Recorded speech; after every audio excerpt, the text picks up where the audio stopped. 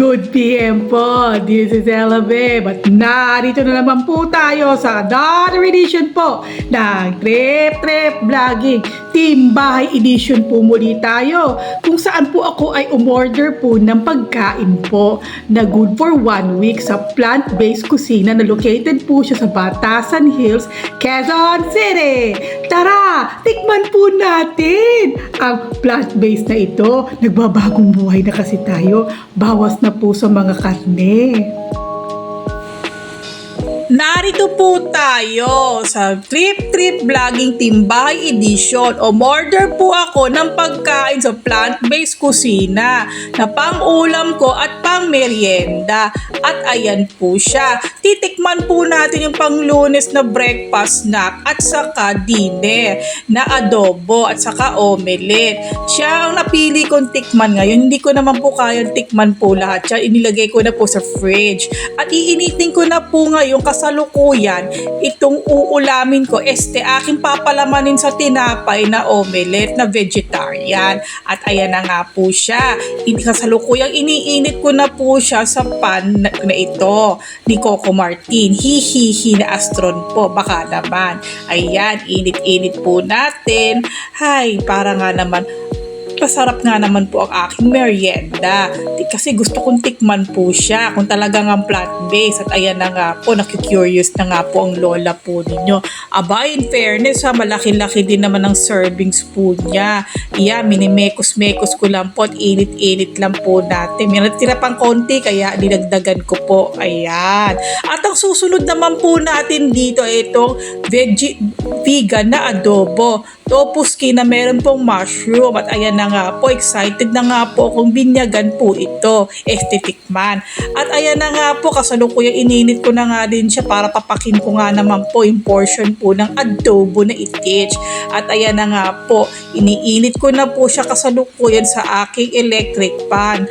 At ayan na nga po siya, nilagay ko na nga po yung mga sahog. At ayan, minekos-mekos ko na po siya at hinalo-halo ko na po ng bonggang-bongga dahil na-excited na po ako tikman nga po ito. Yan, mekos-mekos pa at mekos-mekos pa para po mahalo yung sangkap po dito. Ayan, bibinyagan na po natin siya. At ayan na nga po, yung vegan omelette na aking snacks. Since late na siyang dumating, snacks na lang. Ay, ang sarap! Talaga nga naman, busog-busog at takam na takam ang lola po ninyo habang chumichibog nitong vegan na omelette na palaman ko sa tinapay. Ayoko na kasi mag-rice. Ayan, kain-kain po tayo. Ayan na nga po. At sinubukan ko naman po, sunod po yung vegan na adobo na tofu skin with mushrooms. At sarap na sarap po ang lola po ninyo habang kumakain po nito.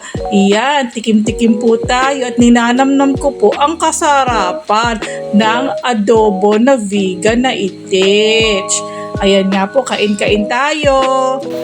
Ay, grabe, busog na busog po ako sa kinain ko po ngayon at sinubukan ko po yung adobo po nila at saka po pala yung kanilang Monday breakfast na kung saan ginawa ko na po siyang lunch, yung kanila pong fritata na omelette. Grabe talaga, ang sarap po niya, saktong-sakto lang po yung alat saka po yung pagiging malinamnam o savory. Oh, should we say in Japanese, umami. Busog na busog po ako. Mabigat din pala siya sa tiyan, kahit isang patong lang po yung kinain ko, yung isang tapyas lang po ng omelette.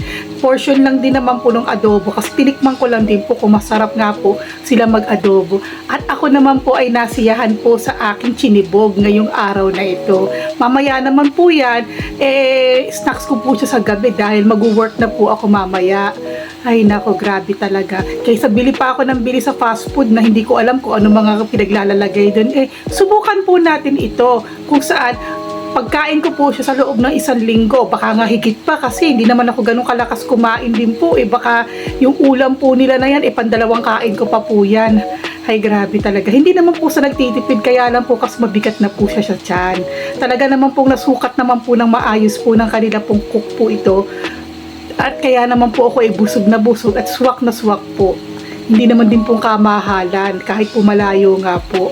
Ay, salamat. Busog na busog po ako and fully satisfied. And once again, this is Ella Babe now signing out. Bye!